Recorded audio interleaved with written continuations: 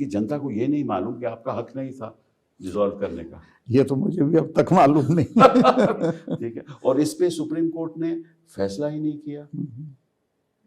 Supreme court जो फैसला है ना, वो मैं अपने आप में, वो भी एक ऐतिहासिक फैसला है। अच्छा, जम्मू कश्मीर के संविधान में ये व्यवस्था है कि मुझको डिसॉल्व करने के लिए राष्ट्रपति पे जाने की जरूरत नहीं है, ना पार्लियामेंट में आने की नहीं, जरूरत। डिसॉल्व कर ही नहीं सकते आप। इसको आप दिखवाइए।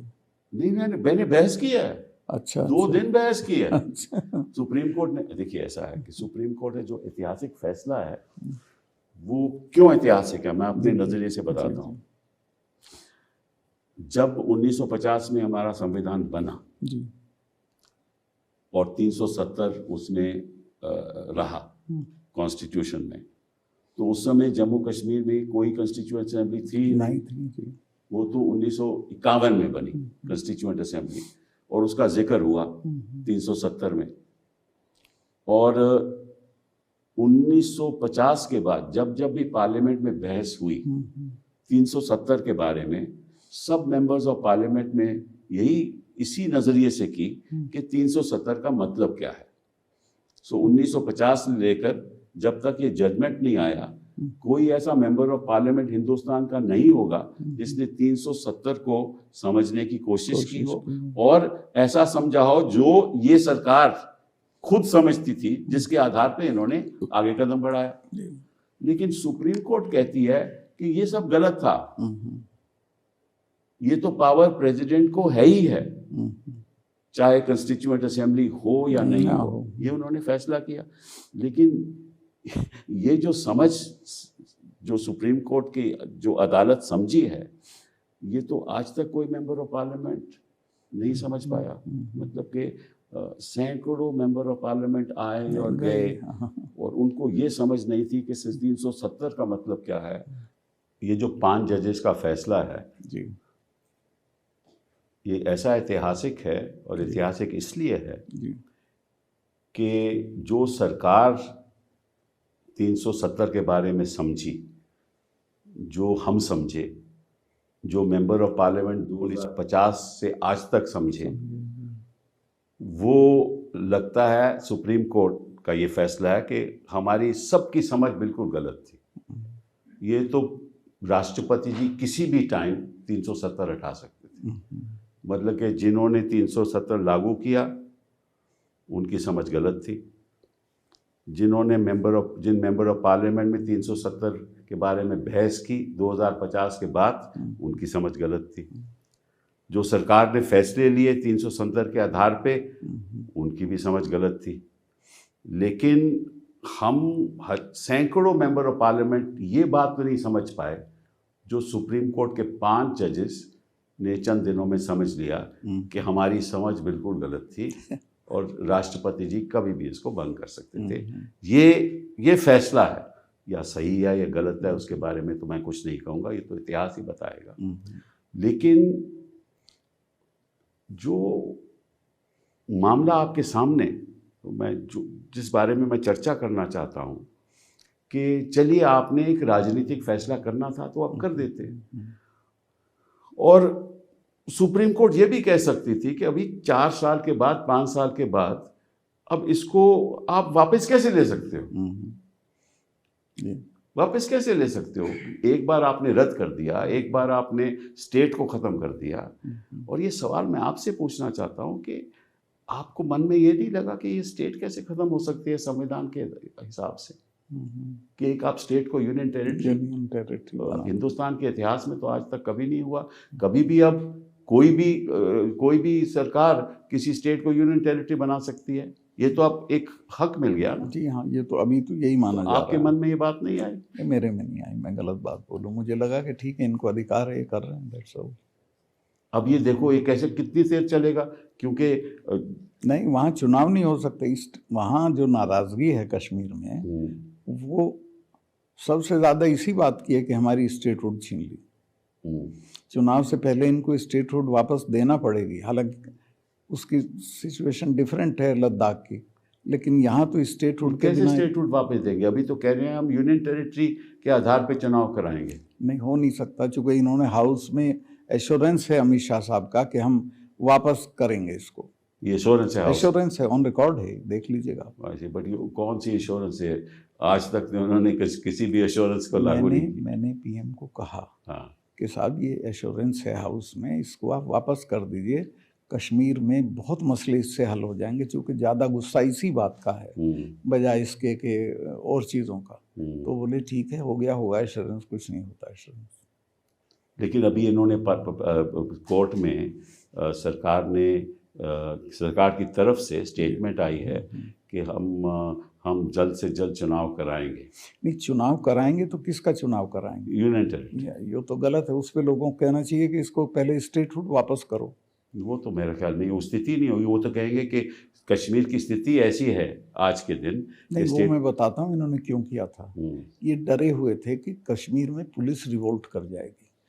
अगर यूटी रहती है तो पुलिस इनके डायरेक्ट कंट्रोल में सेंटर के रहती है, और अगर नहीं है तो फिर उस स्टेट के गवर्नर या असेंबली के मातहत रहती है, इसलिए इन्होंने इसको किया था। बट ये भी तो ये आरोप लगाते हैं कि पुलिस मिली हुई है लोग। पुलिस ने एग्जेम्पलरी काम किया है। अच्छा। गलत है चार्ज लगाना। ईद का दिन था, एक सिपाही ने छुट्टी नहीं ली थी, सब ने फेथफुली जो हमारे ऑर्डर्स थे उनको। आपने ये भी एक बयान दिया है, मुझे याद है, आपने कहा कि जब तक आप वहाँ गवर्नर रहे कोई ऐसा हादसा नहीं हुआ। बिल्कुल नहीं हुआ। तब तो ये भी आपकी जो आज मारकाट है सब होती नहीं थी, बंद हो गया था सब कुछ, पत्थरबाजी बंद हो गई थी। आपके हिसाब से क्या, क्योंकि आपकी तो जानकारी होगी ना, क्या स्थिति है इस समय? अब तो बहुत खराब है, बहुत खराब है। देखिए आप, राजौरी में रोज किलिंग होती है, वैली के ऊपर के हिस्से में रोज किलिंग होती है, तब नहीं होता था ये सब। तो इसका मतलब ये तो चुनाव होगा ही नहीं। चुनाव तो देखिए ये कहीं भी करा सकते हैं, तो वो चुनाव नहीं होगा एक तरह से। और एक चीज़ मैं और आपको बता सकता हूँ, जो आपने सवाल किया था, वो ये है कि जब ये दावेदारी हुई सरकार बनाने की, तो वहाँ महबूबा से गलती हो गई। महबूबा ने सरकार बनाने की जो तरीका होता है उसको नहीं अपना, वो सिर्फ ट्विटर से सरकार बनाती रही। ये आपने कहा। हाँ, लेकिन अगर महबूबा सरकार बना लेती, अगर महबूबा सरकार बना लेती तो वो इतनी सॉलिड सरकार होती कि 10 साल नहीं हटती। ऐसे। हाँ। तो शायद इसी बात का इनको डर था। नहीं, इनको तो माफ़ करिएगा, इनको कुछ पता नहीं था, और ये लोग कुछ पूरे खतरों को भांप नहीं रहे थे, मैं भांप रहा था उसको। अच्छा, लेकिन एक बात की मुझे अभी तक समझ नहीं है कि जो हिंदुस्तान के सारे जो लॉज हैं जी, कानून हैं, वो तो जम्मू कश्मीर में लगभग 99% लागू थे। हाँ, बिल्कुल लागू थे, उस वक्त भी लागू थे, आज भी। तो फिर ज़रूरत क्या थी ये सब चीज़? नहीं, इसलिए ज़रूरत थी जो मैं इनको तो ये तो अपने एक आदमी को बिठाना चाहते थे। तो लोन यहाँ क्लेम करता था इसमें क्लब में बैठ के, I am the blue eyed boy of prime minister, मैं बन रहा हूँ चीफ मिनिस्टर। इनका उतने तक कंसर्न था, लेकिन इनको ये पता नहीं था कि ये बनेगा नहीं, और बनेगा तो चला नहीं पाएगा, और महबूबा आ जाएगी तो क्या होगा। नहीं, मेरा सवाल थोड़ा अलग है। अगर 99% हमारे कानून हिंदुस्तान के वहाँ लागू थे, फिर 370 को रद्द करने की जरूरत क्या थी?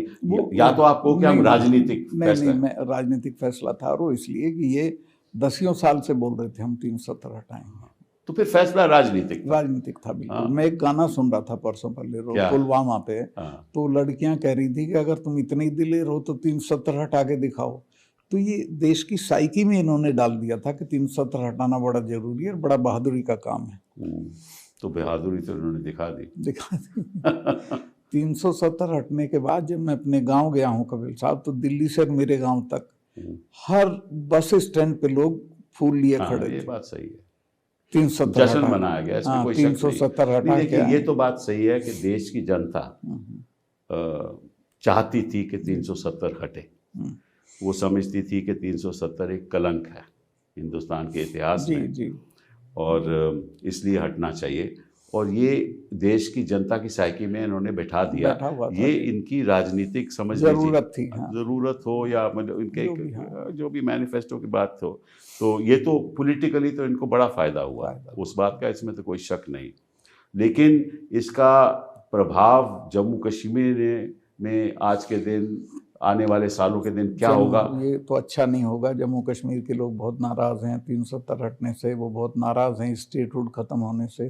अगर उनको जीतना है तो कुछ करेक्शंस करना पड़ेंगे। तो करेक्शंस कर रहे हैं आपके हिसाब से? कुछ नहीं कर रहे हैं। कुछ नहीं कर रहे हैं। They live in arrogance, total arrogance. अच्छा, तो वहाँ जब वो जो सिलसिला चल रहा है, सुना है कि खरीदो फरोख्त भी हो रही है वहाँ बहुत। सब कुछ हो रहा है।